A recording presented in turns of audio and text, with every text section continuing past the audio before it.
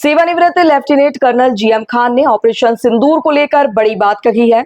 Colonel Khan ने कहा कि यह ऑपरेशन आतंक के अड्डों पर भारतीय संकल्प की निर्णायक चोट है। उन्होंने कहा कि भारतीय सेना से एक सेवानिवृत्त अधिकारी के रूप में मैं इस ऑपरेशन को भारत की सुरक्षा के प्रति अटूट संकल्प का प्रतीक मानता हूं। आइए सुनाते हैं कर्नल खान ने किस तरह से अपनी भावनाएं व्यक्त की। भारतीय सेना को हृदय से सलाम।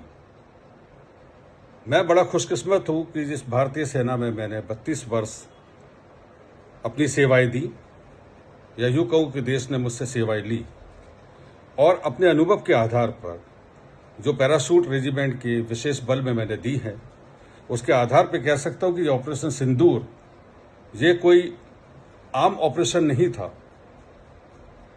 ऑपरेशन सिंदूर जो आज से 5-6 साल पहले जो सर्जिकल स्ट्राइक हुआ था, उससे कहीं आगे बढ़कर है। इसके पीछे एक दृढ़ निश्चितता है और कई पहलू भी हैं। सबसे पहला पहलू कि ये पाकिस्तान को संदेश देना कि अब वो वक्त नहीं है कि भारतीय सेना जो है वो उनका इंतज़ार करेगी बॉर्डर पे बैठकर, बल्कि अब वो आत्मबल और विश्वास और वो रणनीति है कि उनकी पाकिस्तान अधिकृत कश्मीर में अगर वहाँ से जो भी कोई आतंकी ठिकाने हैं उनको नेस्तनाबूद करने के लिए सक्षम है।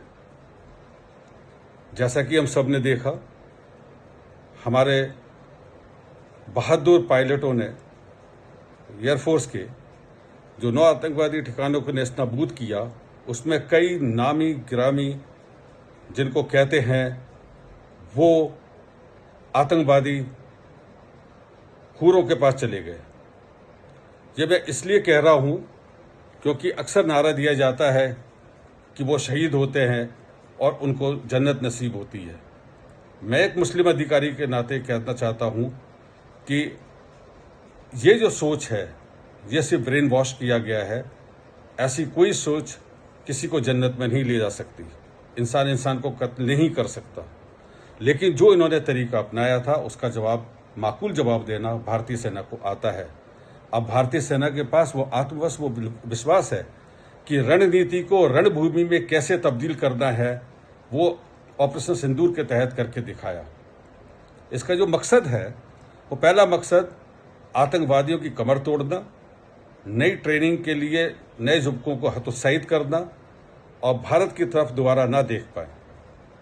दूसरा है कि इंसाफ देना।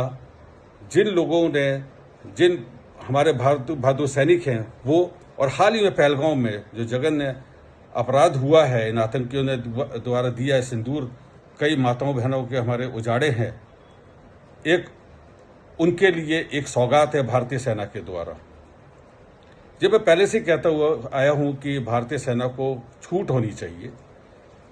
कई मामलों में हमने देखा है जब अटैक करते हैं तो कोई भी देश अपने दुश्मन को नहीं छोड़ता है।